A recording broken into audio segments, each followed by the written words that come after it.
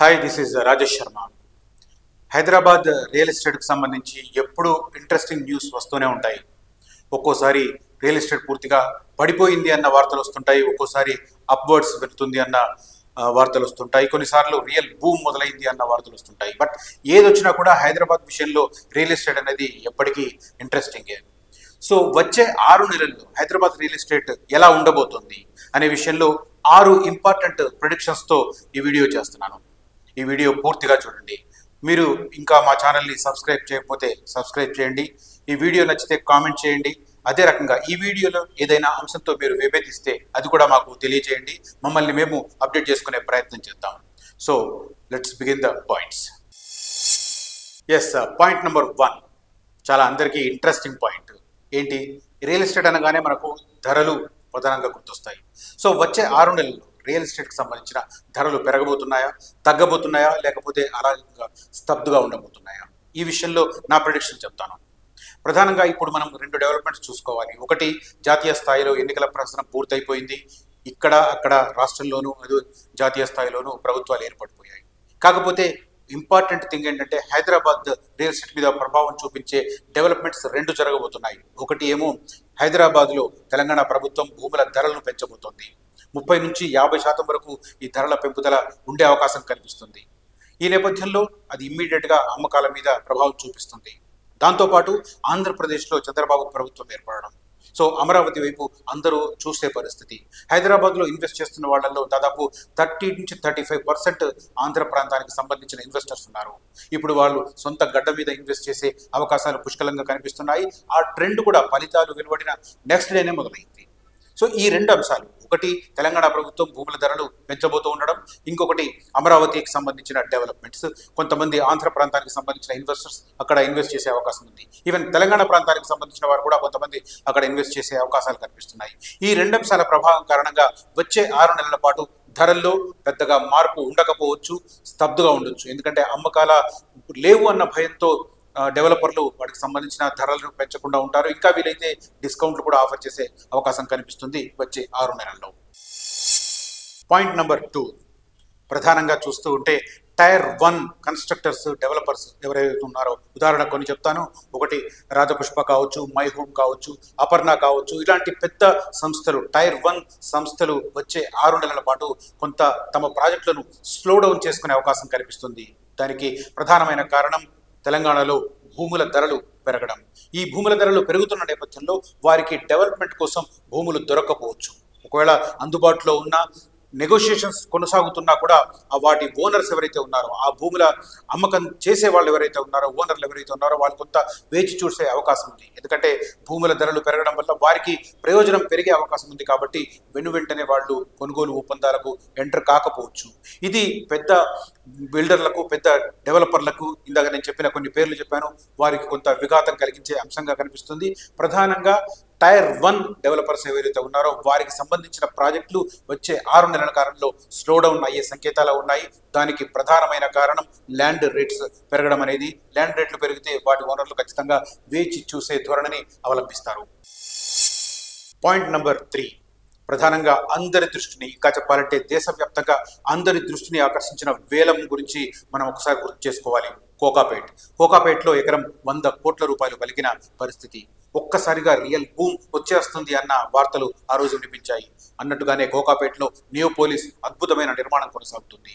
అయితే ఇప్పటికే అక్కడ పీక్ లెవెల్లో ధరలు వెళ్ళిపోయాయి. అంటే ఎస్ఎఫ్టీ ధర 12,000 నుంచి 13,000 దాటింది. సో ఆ ధరకు సంబంధించి ఇప్పుడు తగ్గే అవకాశాలు ఏమన్నా ఉన్నాయి అంటే ఖచ్చితంగా ఉన్నాయి అని చెప్పుకోవాలి. ఎందుకంటే ఆ లెవెల్లో ఇన్వెస్ట్ చేసే వాళ్ళు పెద్ద ఎత్తున పెట్టుబడులు పెడతారు. ఇప్పుడు అలాంటి వారంతా అమరావతి వైపు చూసే అవకాశం ఉంది. అయితే ధరలు యాజ్ ఇట్ ఈస్గా స్టాగ్నేషన్లో ఉండడం, లేకపోతే కొద్దిగా తగ్గడం, అలాంటి ట్రెండ్ మనం చూసే అవకాశం కనిపిస్తుంది. ఇక ఇన్వెస్ట్మెంట్ రేంజ్ సంగతి చూస్తే 4 నుంచి 5-6 కోట్ల వరకు పెట్టుబడులు పెట్టేవారు కొంత వెనక్కి తగ్గే అవకాశం ఉంది. అందులో 10 to 15% డిక్లైన్ వచ్చే అవకాశం కనిపిస్తుంది వచ్చే 6 నెలల కాలంలో. ఇక ఆ తర్వాత కాలంలో చూసుకుంటే 2 to 3 crores ఇన్వెస్ట్ చేసే వాళ్ళు ఎవరైతే ఉన్నారో వారు కూడా కొంత స్టాగ్నేషన్ పరిస్థితిని అనుగుణంగా నిర్ణయం తీసుకునే అవకాశం ఉంది. అది కూడా కొంత స్తబ్దుగా మారే అవకాశం ఉంది. వచ్చే 6 నెలల పాటు ఆ రేంజ్లో ఏదైతే 2 to 3 crores రేంజ్ ఏదైతే ఉందో పెద్దగా అమ్మకాలు ఉండకపోవచ్చు అన్న అభిప్రాయాలు వ్యక్తమవుతున్నాయి. ఈ కేటగిరీకి సంబంధించిన వారు ఎక్కువ మంది ఆంధ్ర ప్రాంతానికి, అదే రకంగా దేశంలోని వివిధ ప్రాంతాలకు సంబంధించిన వారు ఇప్పుడు ఆంధ్రప్రదేశ్ డెవలప్మెంట్స్ ఒకవైపు అమరావతి రాజధాని కావచ్చు, లేదా ఆర్థిక రాజధానిగా విశాఖను చేస్తానని చంద్రబాబు ప్రకటించడం వల్ల కూడా కొంత అటువైపు తిరిగే అవకాశం కనిపిస్తుంది. కాబట్టి ఈ వచ్చే 6 నెలల కాలంలో బిట్వీన్ 2 to 3 crores, అదే రకంగా 4 to 6 crores రేంజ్ కొంత డిక్లైన్ అన్న అవ్వడం లేదా స్తబ్దుగా ఉండడం అన్న ఉండే అవకాశం కనిపిస్తుంది.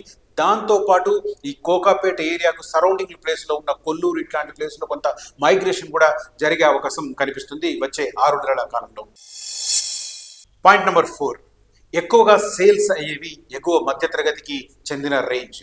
80 లక్షల నుంచి 1,20,00,000 మధ్య జరిగే ఫ్లాట్లకు సంబంధించిన సేల్స్.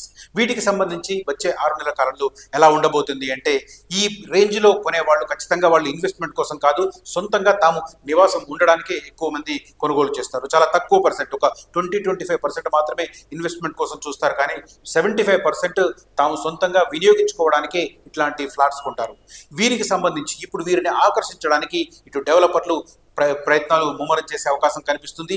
వీరు డైవర్ట్ కాకుండా ఉండడానికి మాక్సిమం డెవలపర్స్ పర్చేజ్ చేస్తారు. కాబట్టి అయితే ధరలను తగ్గించడం, కొంత అందుబాటులోకి తీసుకురావడం, లేదా విపరీతమైన ఆఫర్లు ఇవ్వడం, అంటే లైక్ ఫెసిలిటీస్ కల్పించడం, ఎమ్యూనిటీస్ ఫ్రీగా ఇవ్వడం, ఇట్లాంటి ఆఫర్లు డెవలపర్ల నుంచి వచ్చే అవకాశం ఉంది. కాబట్టి ఈ రేంజ్ చాలా క్రూషియల్గా కనిపిస్తుంది. వచ్చే 6 నెలల కాలంలో ఈ రేంజ్ అంటే 80 లక్షల నుంచి 1,20,00,000 మధ్య ఉండే అపార్ట్మెంట్ ఫ్లాట్లలో, గేటెడ్ కమ్యూనిటీస్ ఫ్లాట్లలో కొంత డిక్లైన్ రావడం, లేదా డిక్లైన్ చేయకుండా ధరలను అది యథాతథంగా ఉంచి ఎమ్యూనిటీస్ రూపంలో, అదే రకంగా వివిధ ఆఫర్ల రూపంలో, గిఫ్ట్ల రూపంలో వారిని ఆకట్టుకునేందుకు డెవలపర్లు పనిచేసే అవకాశం కనిపిస్తుంది వచ్చే 6 నెలల కాలంలో. పాయింట్ నెంబర్ 5, ఈ పాయింట్ చాలా ఇంట్రెస్టింగ్ పాయింట్.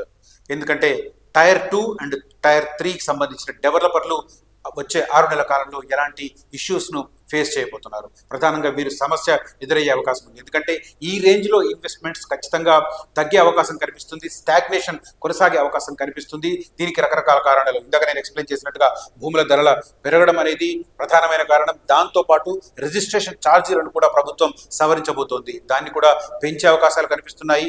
ఈ నేపథ్యంలో భారం పెరిగే అవకాశం ఉంది. కాబట్టి బరువు పెరిగే అవకాశం ఉంది. కాబట్టి కొంత ఈ టైర్ 2 అండ్ టైర్ 3 డెవలపర్లు డెవలప్ చేసిన ప్రాజెక్టుల్లో ఇన్వెస్ట్ చేసే వాళ్ళ సంఖ్య గణనీయంగా తగ్గే అవకాశం ఉంది. సో న్యాచురల్గా ఇన్వెస్ట్ చేసే వాళ్ళ సంఖ్య తగ్గినప్పుడు, కొనుగోళ్లు తగ్గినప్పుడు ఈ రాబడి అనేది, ఇన్కమ్ అనేది తగ్గుతుంది డెవలపర్లకు. కాబట్టి వాళ్ళు కొత్త ప్రాజెక్టులను, అదే రకంగా ఆన్గోయింగ్ ప్రాజెక్టులను పూర్తి చేయడంలో ఇబ్బందులను ఎదుర్కోవాల్సి వస్తుంది వచ్చే 6 నెలల కాలంలో. దీన్ని అధిగమించడానికి వాళ్ళు ఎలాంటి స్టెప్స్ తీసుకుంటారు, ఎలాంటి వ్యూహాలను అమలు చేస్తారన్నది కొంత ఇంట్రెస్టింగ్ పాయింట్గా చెప్పాలి. టైర్ 2, టైర్ 3 డెవలపర్లకు ప్రధానంగా ఇన్వెస్ట్మెంట్ సమస్య ఎదురు కాబోతోంది. ఎందుకంటే కొనుగోళ్లు ఉంటేనే వారికి ఆదాయం ఉంటుంది, ఆ ఆదాయాన్ని మళ్ళీ డెవలప్మెంట్ చేయడానికి ఉపయోగిస్తారు. కాబట్టి ఈ వచ్చే 6 నెలల కాలంలో ప్రధానంగా ఇన్వెస్ట్మెంట్ రాకపోవడంతో టైర్ 2 అండ్ టైర్ 3కి సంబంధించిన డెవలపర్లు ఇబ్బందులకు గురే అవకాశాలు కనిపిస్తున్నాయి.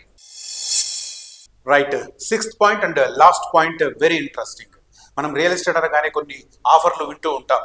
అటు ఓపెన్ ప్లాట్స్ అయినా లేకపోతే అపార్ట్మెంట్లు అయినా కూడా వన్ టైం పేమెంట్ కింద విపరీతమైన ఆఫర్స్ ఇస్తూ ఉంటారు. అంటే ప్రాజెక్ట్ ఇంకా స్టార్ట్ కాకంటే ముందే వన్ టైం పేమెంట్ చేస్తే ఆల్మోస్ట్ ఎస్ఎఫ్టీ రేటు, ఉదాహరణకు మార్కెట్ లాంచింగ్ టైంలో 6,000 ఉందనుకోండి, మీరు 3,000, 3,500 ఆఫర్ చేస్తారు. ఇప్పుడే ఫుల్ పేమెంట్ చేయండి, మీకు 2 ఏళ్ల తర్వాత లేదా 3 ఏళ్ల తర్వాత మీకు ప్రాజెక్ట్ని హ్యాండ్ ఓవర్ చేస్తామంటారు. సేమ్ టైం ఓపెన్ ప్లాట్లలో కూడా ఇలాంటి ఆఫర్లు వినిపిస్తుంటాయి. వన్ టైం పేమెంట్ చేస్తే మీకు గణనీయంగా ఒక డిస్కౌంట్ ఇస్తామని చెప్తున్నాయి.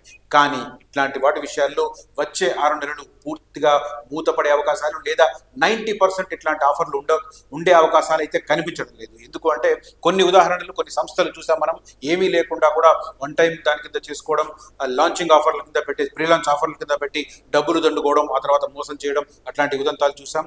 సో ఇట్లాంటివి కేసులు చాలా తెర మీదకి వచ్చాయి నేపథ్యంలో దానికి సంబంధించిన ఇంపాక్ట్ ఖచ్చితంగా ఇన్వెస్టర్ల మీద ఉంటుంది. వాళ్ళు వెనక్కి తగ్గే అవకాశం ఉంటుంది.